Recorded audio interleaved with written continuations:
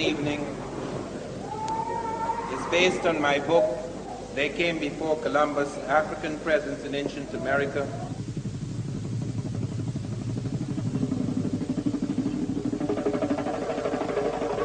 A great deal of research has been done. One has become aware of far more things that have emerged from excavations that help to confirm with almost an absoluteness what we have advanced in the past, that there were Africans in America before Columbus.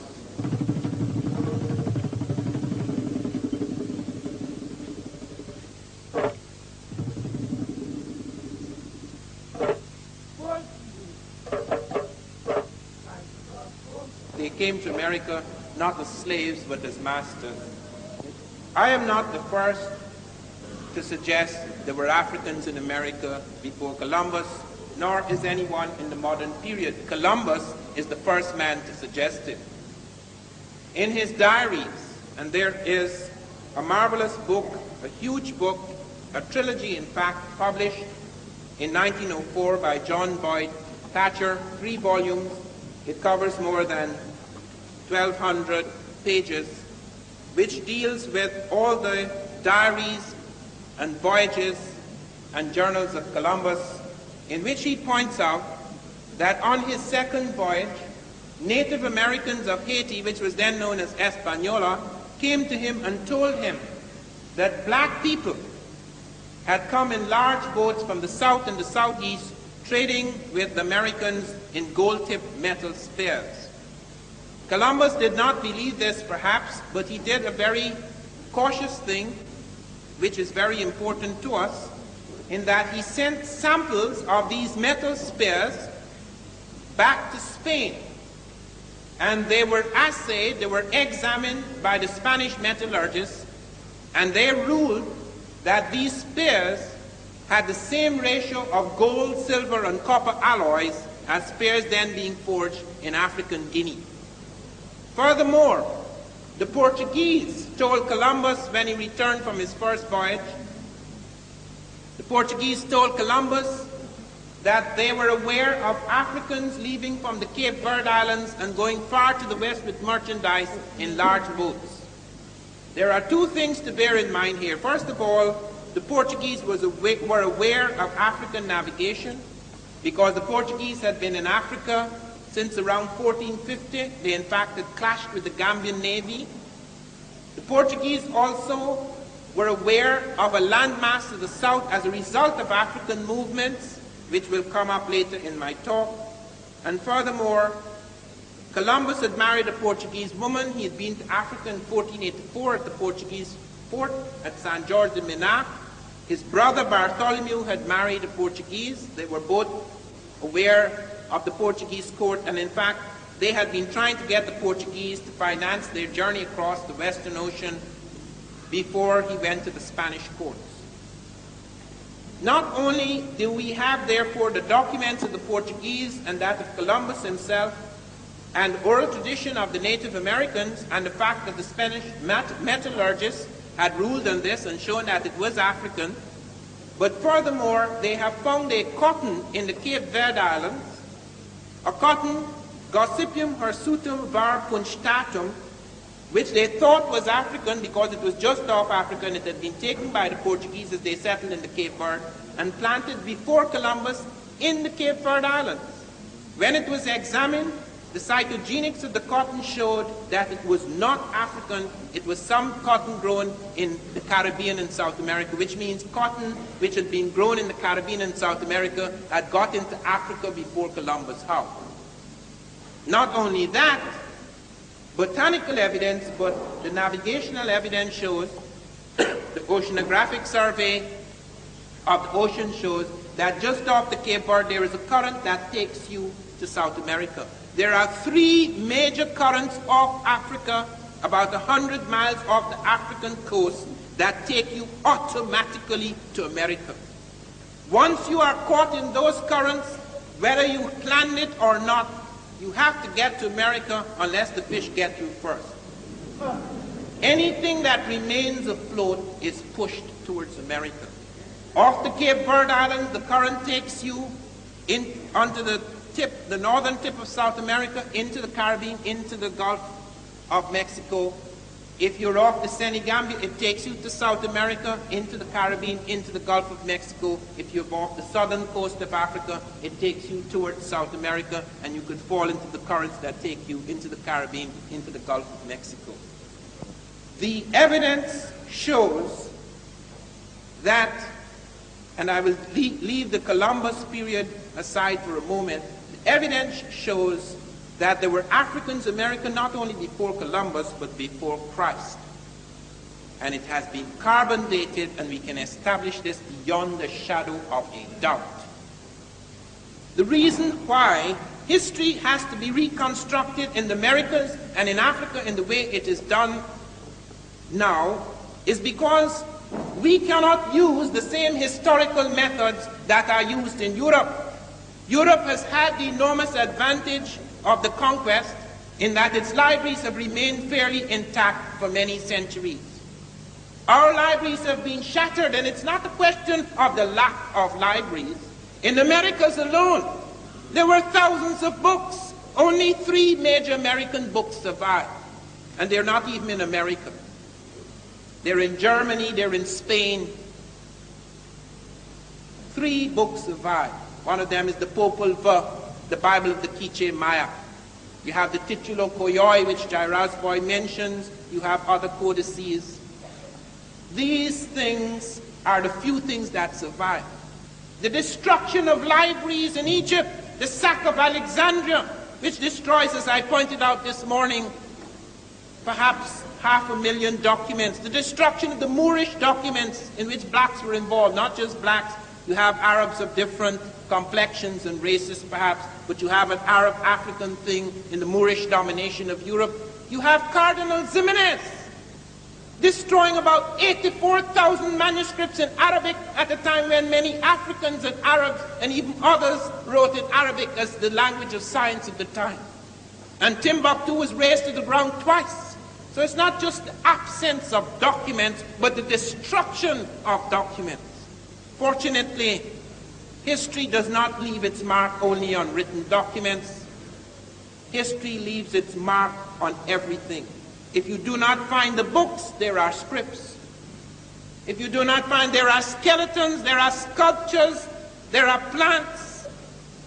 There are many things that have left their mark, and that is the reason why we reconstruct history by going to all of those strands, into all of those avenues. It is not an historical method. It is the only valid, genuine historical method to reconstruct the fragmented history of Africa and America. In the case of Columbus, for example, why is it we who are so familiar with the voyages of Columbus are not aware of the fact that Columbus never touched the American continent? Why are we not aware of the fact that Columbus remarked on this matter not just once? Several times he mentioned on his 3rd voyage that he went along the coast of Africa, that he stopped in the Cape Verde for several days looking for black animals because he found both the Africans and the Native Americans in the Caribbean were sacrificing black animals, and he wanted to please them with a black animal as a gift. That he wandered further, finding no such black animals. He wandered further into the Senegambia current and was swept.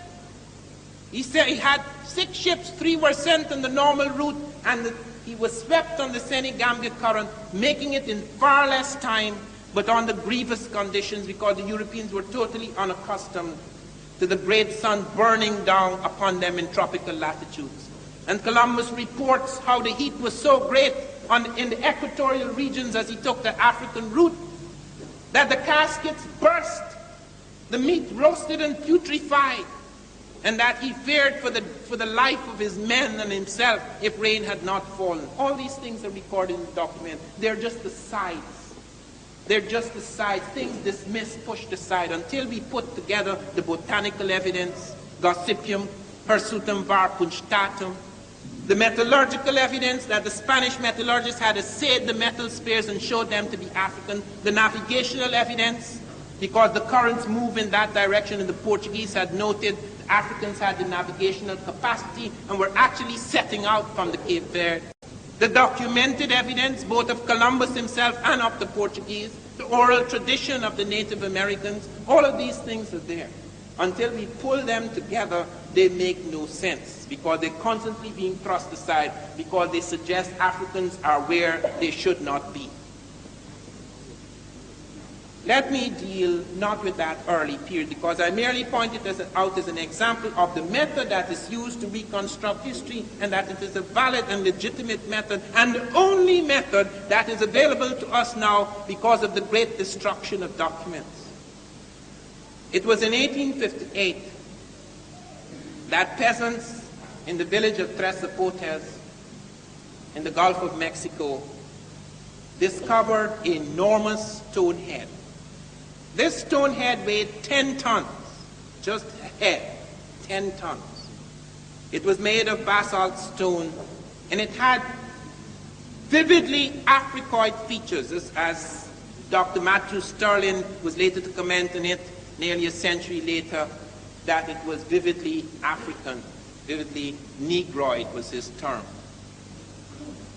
It had broad nose, very full lips. It was clearly one of the classical African types.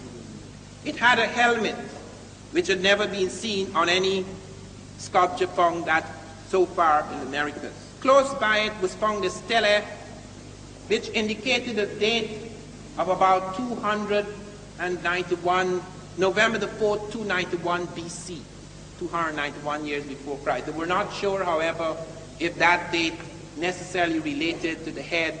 And at that point in time, no archaeology, no serious archaeology had been done in America. However, in 1938, a scientific expedition set out from the Smithsonian Institute, University of California, and the National Geographic, and they found that head again. They not only found that head, but the following year they proceeded to another spot, La Venta, where someone noted they had seen a similar head, and they dug up 4 heads at La Venta. Between 1939 and 1940, 4 heads were dug up at La Venta, and again it was the same thing. Enormous heads, 6 to 9 feet high, just a head, weighing between 10 to 40 tons in weight, having African-type features, and the same type of helmet, as Jairasboy has pointed out. You could find it at Tanis in the Egyptian Delta, with a flap falling along the side of the head. A kind of crest with a flap and incised markings, etc. And the extraordinary thing is that I discovered last year through a friend of mine, he's Wayne Chandler, he's an photojournalist. He discovered in the files of the Smithsonian a photograph that has been suppressed for nearly 50 years, which is shown here for the first time in public in my slides, which shows that the first head that was discovered not only had African features, but Ethiopian braids, carved out in the stone.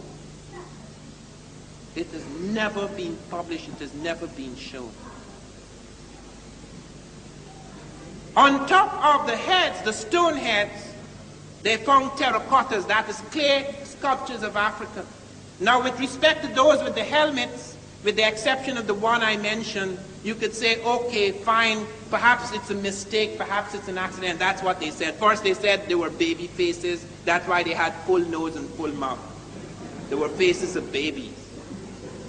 Then they said the reason why they have these enormous lips is because they're the snarling mouths of jaguars. These people among whom they were found, Olmec, they worshipped jaguars, and therefore the snarling mouth of the jaguar was copied. Then they said, one of them said it was made of molten rock, and it fell on its face, and that's why it became flat and full. The latest explanation is most ingenious. The Science Digest did an article on me in September 1981, in which they presented my case very fairly and objectively, showing the nature of the objections of the establishment, including one eminent historian of Mexico, Michael Coe. And I went to Michael Coe, Boyce Rensberger, the leading science writer for the Times, who did the story on me. He went to Michael Coe and he said, "Do you believe what Van Sertima is saying, that these are African?"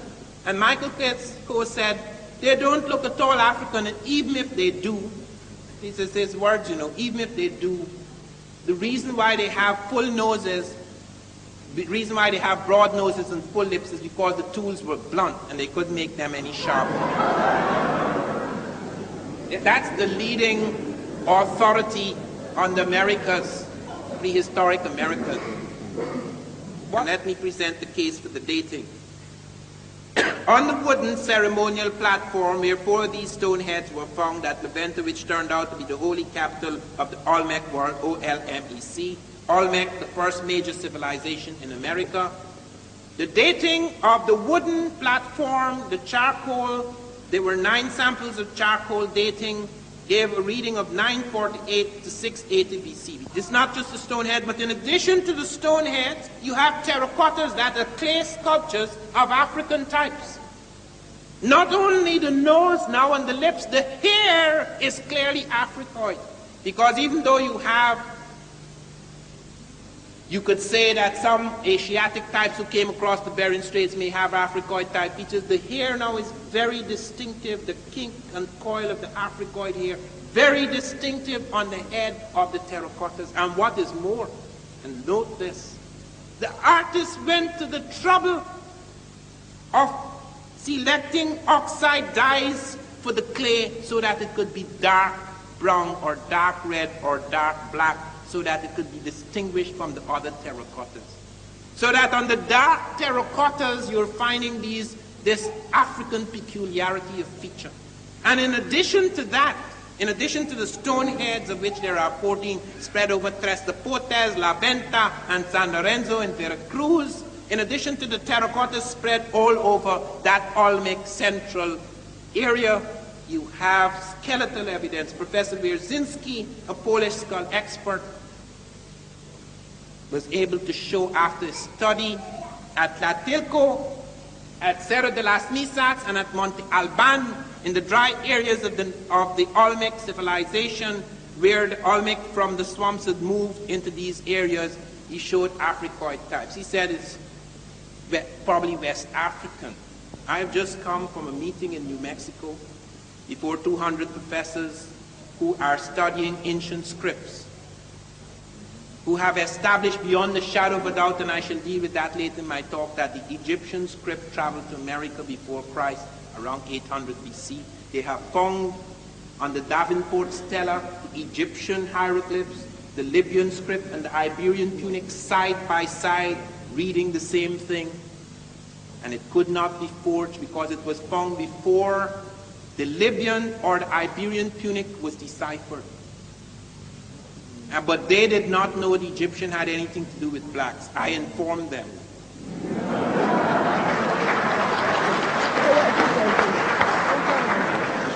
Or the Reader's Digest had a big article after my book turned out. Europeans in America, 800 BC, the same period that I had pointed to. Europeans in America before Christ. Who are these Europeans? The Egyptians. It's taken for granted in most of these circles that Egyptians have nothing to do whatsoever with Negroes. In the Olmec world, as I say, you have this corroboration of evidence, the skeletal evidence in the dry areas, because in the swampy areas no skeletal evidence survived. Jai Rasboy has pointed to a very important thing, that is the possibility even of mummification in the Olmec world, but because the skeletons were not preserved, we find it in a statue where you have the rib cage outlined, the hands close together, the fingers open, the shroud, etc., just like in the Egyptian world. Nowhere on earth, on any archaeological site, could you find a corroboration of so much evidence. Stone heads representing a distinct physical type, terracottas representing the same type with the texture of hair and coloration of skin, and skeletal evidence representing that type as high as 13.5% at Tlatilco, going down to 4.5% at Monte Alban. And you yet deny the existence of that type because it involved African and he could not be there. The general assumption, the conventional assumption is that only Europeans and Asiatics can move. Africans do not migrate. Hence, if you find them outside of their milieu or you find them doing something unusual, either someone moved them, as Jeffries pointed out to me, someone brought them there. Even Wiener, Leo Wiener, the pioneer in this subject, who in the 1920s at Harvard recognized through a study of philology that there were Africans in America before Columbus. What Wiener was trying to show is that the Africans were merely bringing over Arab Islamic ideas and concepts and culture. The Africans had no culture, therefore, until the Arabs came. So even he, although he was showing there were Africans in America before Columbus, he was really saying that they had been porters or paddlers and they had brought over another man's cultural electricity. We have to be very careful to note that even with new discoveries, the script for the African is still not rewritten. Okay, so some Africans came to America before Columbus, so what? What did they do? Thank God they've changed the tune, because now I'm going to show what they did. Because we have evidence of what they did do, because it leaves marks. The first pyramid to appear in America appears right at La Venta, on the very same ceremonial platform where the stone heads first appear. In the first of the sequence, although they find later Thresopotis and San Lorenzo, the first of the sequence of the stone heads is at La Venta, and both the conical pyramid as well as the step pyramid appear. They said, well, but the functions are not the same. It's just a temple in America, it's a tomb in Egypt. That is not true. We have found many, many pyramids could be cited in America which serve both as tomb as well as temple. And in Egypt, many of the great pyramids have temples adjoining. So they have both the tomb and temple combination. And the great ones, the very great ones, the one at Teotihuacan in Mexico and the one at Giza or Gizeh in Egypt, they not only have the same base, the identical base, but they also have the third function, the geodetic marker, or the use of the movable capstone for astronomy, the notches, etc. They said at first that the Teotihuacan pyramid was 1 meter off from the Egyptian pyramid. Now they're allowing that meter because of mistakes in the reconstruction and excavation. It means it's roughly the same base as the Egyptian pyramid. I'm not saying Africans built the pyramid in America, don't misunderstand me. I am saying ideas and influences were carried forward by that migrating group. There was a reason why there may have been Egyptians and Nubians in the Atlantic. They have no business being in the Atlantic. Egypt is too far away from the Atlantic. But there were reasons at that time, 3 reasons. First of all, there was a war with Asia. The Asiatics, the Assyrian forces in Asia, the mighty power of Western Asia, were moving down the Mediterranean with their iron-powered armies. They had captured the Jews. The blacks saved the Jews in 701 BC, when Taharqa, the great Ethiopian general, before he became king, head of the Egyptian forces, marched into Jerusalem to save the Jews. They were when King Hezekiah of the Jews was trembling before the Asiatics. The Africans entered the battlefield and the Asiatics were defeated. There was a war going on. They had closed the eastern seaports. They found trade by Egyptians right up to Hawaii. They found Egyptian trade goods and scripts as far as Hawaii, as Dr. Fell has shown. They had closed those trade routes. The Egyptians and the Phoenicians, who were accounted for 50% of Egyptian import-export trade, were forced west of the Mediterranean. Script. Barry Fell has shown among the Mi'kmaq a whole series of words in astronomy. As much as 90% in one area, 90% of the astronomy words are identical with Egyptian, the sounds. You go to the script and you look at the Iberian Punic, the Libyan and Egyptian together. And the Davenport Stella, the hymn to the Aton, written in the American. How come, when I was at the conference in Arizona, I met a gentleman, I forget his name now, some famous doctor whose name passes me because I got so furious with him, I have forgotten him.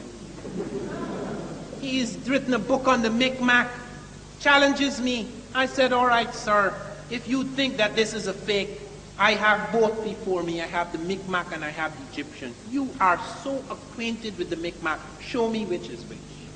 I don't want to be drawn in that, he said. But the audience, they really embarrassed him. They said, show him, show him, show him which is the fake. Didn't dare do it. Didn't dare do it. There's so many, and it is true that in scripts you can have occasional parallels because there's a limit to human science, but these things were for arbitrary things, very complex markings for arbitrary things.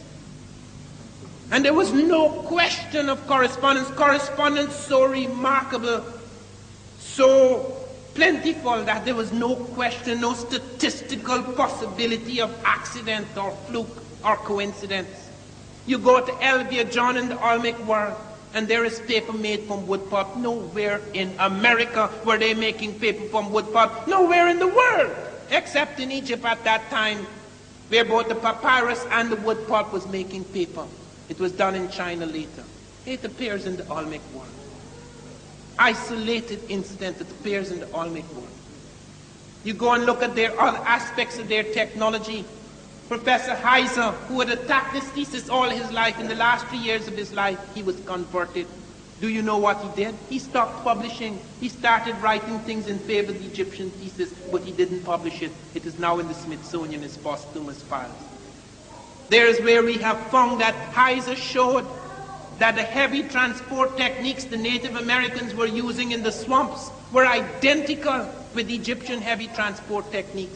All of us marvel at the Egyptians, how they move those incredible stones, taking 50-ton capstones and putting it at the top of their skyscrapers without being a fraction of an inch off. And these guys are suddenly, people, they were marvelous at sculpture, yes, but they're suddenly making these colossal things which they never made before. Making it out of this incredible basalt stone, one block of stone. Some of them close to 40 tons in weight, bringing them down from the quarries to their platforms and building them up with the same skill and ingenuity, technological ingenuity of the Egyptians when they hadn't been doing it before. How come? How come when we go to the Middle Americans and study the way they have, not the exact proportions because individual pyramids change, but they have so many things in their mathematics that are close, as the man who's recently, Peter Tompkins, who's done studies of the Mexican pyramids and the Egyptian pyramids, so the correspondences, the structural correspondences, even in spite of superficial difference. And when we come to ritual, that is the most astonishing thing, and I must give great credit to Jairaj Boy for what he's done in ritual. Jairaj Boy showed several gods of the Egyptian that are identical with the American. There is the god Sokar. He is standing there and he has open arms, outstretched arms, and he has wings on his arms, and he's standing on the back of a snake, and the snake has a head at the head and a head at the tail. You go to Mexico, and there is this god standing there with arms outstretched, wings on his arms, standing on a snake with a head at the head and a head at the tail. How come? The god Aken, he pointed to the double rope swallowing god, identical. The faceless Aken with the swallowing the double rope there in Mexico in the Olmec world.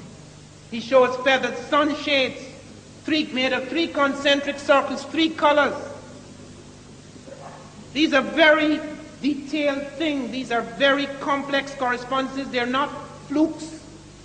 And there you find the same thing duplicated. The double crown. Who wears the double crown in all the world except the Egyptians who united the north and south, for whom there was a political necessity to have a double crown, the red and the white crown. And there among the Olmec, we found 2 examples of it now. Chief dignitaries wearing a double crown. The flail, the crook, You find it on the Olmec dignitaries as among the Egyptians. The use of purple, we have found the codex. A codex is recent, Natal Codex, showing pictures of black-skinned as well as red-skinned kings in ancient America. And you look at the nobility, you look at the women, you look at the kings and the priest kings, and you find purple as a symbol, as a signal of their index of their rank, just like among the Egyptians. And there's recently been done a study in purple, the Phoenician thing about purple. Their search for purple, because purple was sacred among the Egyptians, it is emblematic of the power of the gods. And the Phoenicians, in their travels, exhausted most of the purple supplies in the Mediterranean. There is another suggestion of why they should have come to the Americas for this purpose. You look at other ritual scenes. The human-headed bird, bat, is found in Mexico. A bird with a human head. This is in Egypt, and on the Egyptian tombs, and they have a little hole in the tomb with the bird to fly out. You see it duplicated in America. Nowhere else. All these correspondences. How come? How can you explain that these things were not happening before? They have no antecedent. They are complex. They are not just single traits. They are a complex of interlocking parallels. Why should we believe that it took Columbus, who stumbled into the Caribbean, which he called Asia? Do you know Columbus called America India? It wasn't called America, it was called India. That is why we're still calling the Americans Indians. He still called the Native Americans Indians. Columbus had a right theory, which in fact was not new. The Arabs and Africans knew the world was wrong. You look at the globes that Africans used and Arabs used to teach geography. They were all wrong. So only Europeans believed the world was flat, until some of their geniuses were persecuted, proving that it was wrong. That's a fact.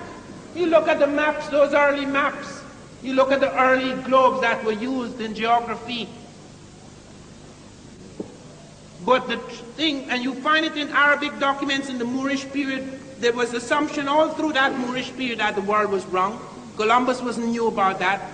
He was right, theoretically. If the world is wrong, you could go far to the west and end up in the east. What he didn't know is that you would need an airplane to do it, not the Santa Maria.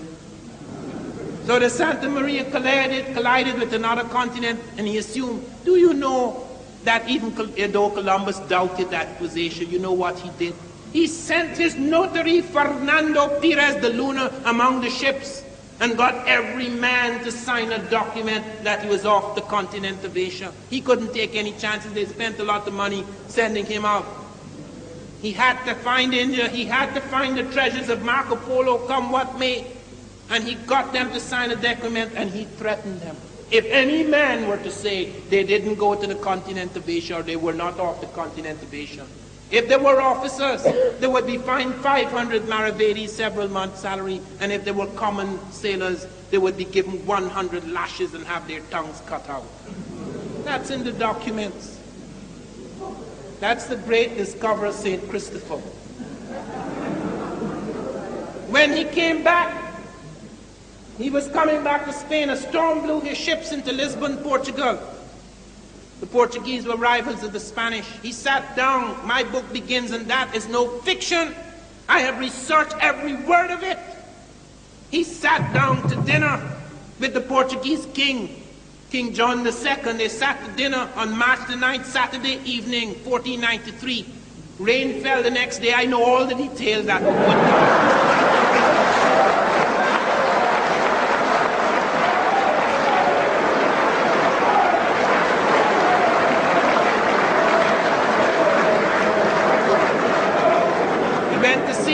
King John's queen in Villafranca on the left bank of the Tagus on Monday, I don't know what for. But there in that weekend, on that Saturday and Sunday, there were discussions. And at the dining table, he brought with him 6 Native Americans whom he captured. He was the first man to make slaves out of the Native Americans. And he brought 6 Native Americans with him who fascinated the Portuguese court with the red tint of their skins and their hair. These are not the Africoid types who visited. I'm talking about the Native Americans who came across the Bering Straits during the glacial migrations. And he brought these men. And while they were at table, a dish of beans were brought out at the order of King John. And King John beckoned to one of these people with sign language to build with these beans on the table these lands that Columbus said he had discovered. And a chain or necklace of islands was built up, which included various parts of the Caribbean, Cuba, the Lucas Islands, etc.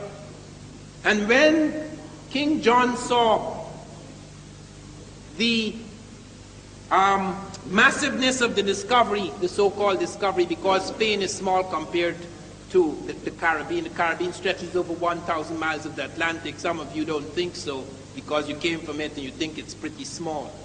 I'm not talking about small in the sense in which you think of it. I'm talking about its physical size.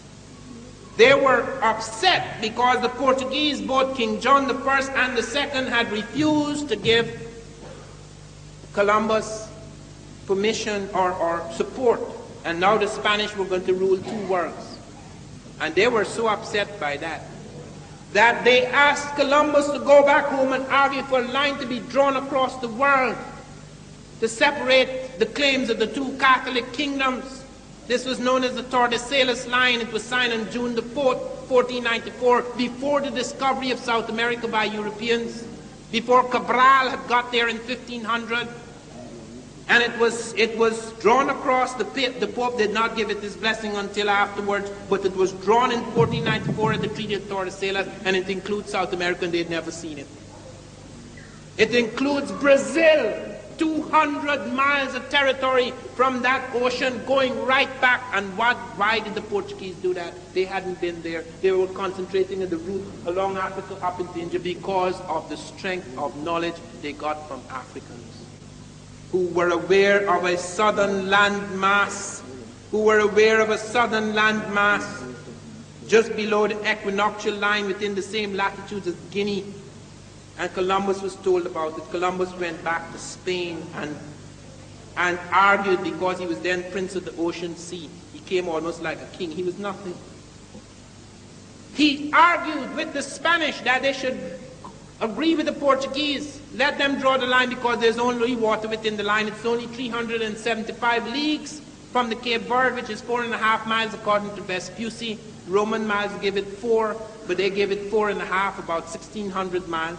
And Columbus said, nothing to worry about, you're not giving anything to the Portuguese. I have traveled twice as many leagues and I have found no such land, which is true, because Europe is twice as far from America as is Africa. But when Columbus was on his second voyage, a man called Jaime Ferrer appeared in the Spanish court and told Ferdinand and Isabella that Columbus was lying, that he had knowledge from Arabs and Ethiopians. The word Ethiopian was generally used for African, that there was a landmass to the south within the line, that the demarcation line they were drawing up between the Portuguese claims and the claims of the Spanish. And he said a damaging thing. He said, Columbus knows more about this sleeping than I do waking. So when Columbus was sent a letter from the King of Spain, he said, please come home immediately.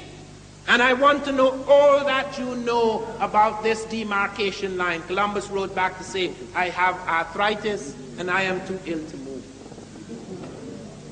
And then he said something which was a deliberate lie because he knew it was not true. He said, Cuba is the continent. I have found the continent. I'm no longer among the islands. Cuba is the continent because my ships cannot circumnavigate it. He knew that was not true, because whether his little ships could circumnavigate it or not, the natives had lived there for centuries and had told him so, and he had made this clear to the Chancellor of Aragon months before this missive. So when he came back, they didn't want to hear anything more about colonizing the Caribbean. They wanted to send him to find the southern landmass, so they gave him 6 ships. And he sent 3 ships along on the earlier route, and he sent 3 ships along Africa. And here are the 3 ships coming down into the Cape Verde, searching for black animals, going into the Semi-Gambia current, then into the tropical latitudes. And they landed 1 day's journey from South America. They landed in a place where they saw 3 hills. And he said those 3 hills reminded him of the Trinity, so he called it Trinidad. Very religious man. The next day, the ships landed in South America. Columbus did not come off the ship. The great navigator, so eager to explore, would not come off the ship because he's terrified to give the Portuguese away. Because I found the letter he wrote to his son Diego Columbus in 1505, in which Amerigo Vespucci is about to appear before the Spanish court, and he says, tell him to do this and to say this and to say that and to do this and to do that, because the man would do anything for me. It was his brother, Genoese brother, tricking both the Spanish and the Portuguese. And he said, certain monies are being paid to me, but I cannot detail them here. I'll detail them yonder. What money is he talking about? Not Spanish money for the prospective discoveries in America. It's the Portuguese money for keeping the Spanish away from the south. That's why Columbus pretended he had an arthritic fit, because he did not want to go into the south. That is why he was arrested. How many of us are aware of that? On his 4th voyage, he was arrested by Bobadilla, he and his brother Bartholomew, and sent back like a black in the hold of the ship to be tried in Spain. So all this Columbus period is built upon a fraud.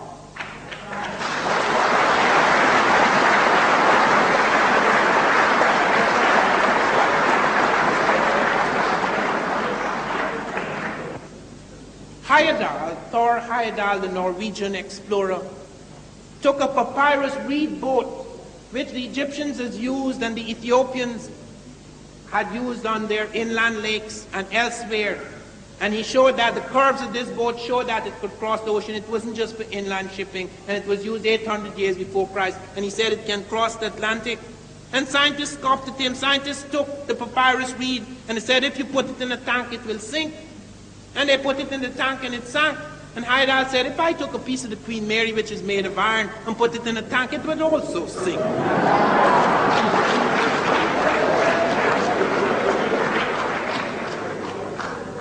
So, rising above the idiocies of the scientists, he built the papyrus reed boat with the help of Abdullah de Jibrin and the Baduma people on Lake Chad in 1969, and they sailed across the Atlantic successfully.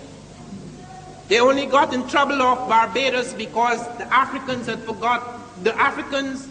cut a rope which was attached to the bow and the deck.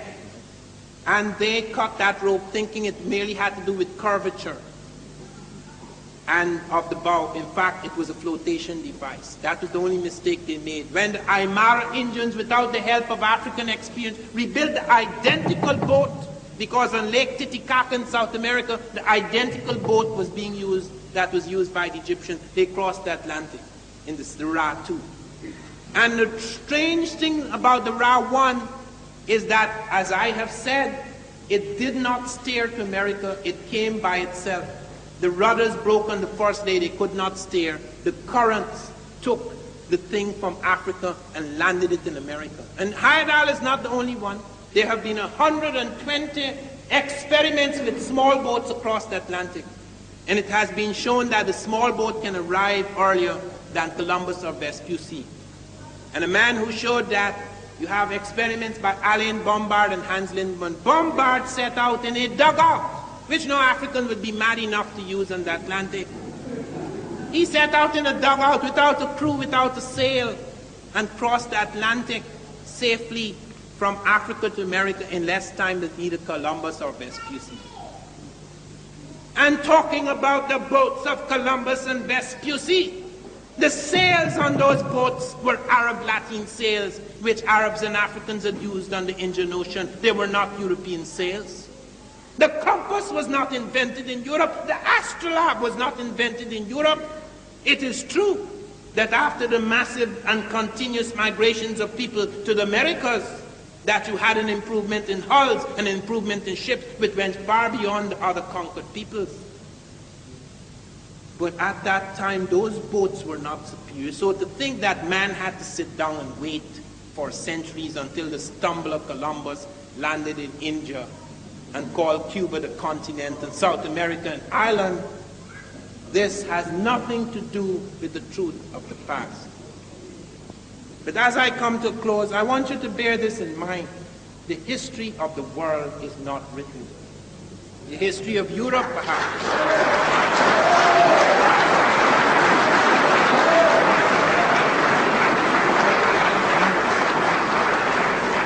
There remains a great deal to be done. There's a whole world out there. Every time I go back into Mexico, extraordinary things are found. They found the pyramid of Comalcalco with bricks, with various writings, both scripts thereon, which has recently been found. A whole new set of things are emerging. This is not a finished chapter. This is no closed chapter. This last chapter has been written with a certain eye, an eye which has been blind to the genius of the African. Therefore, it is only by opening another eye, by having a different kind of illumination, a different kind of vision, that the history of the Americas and the history of Africa can be truly written. Thank you.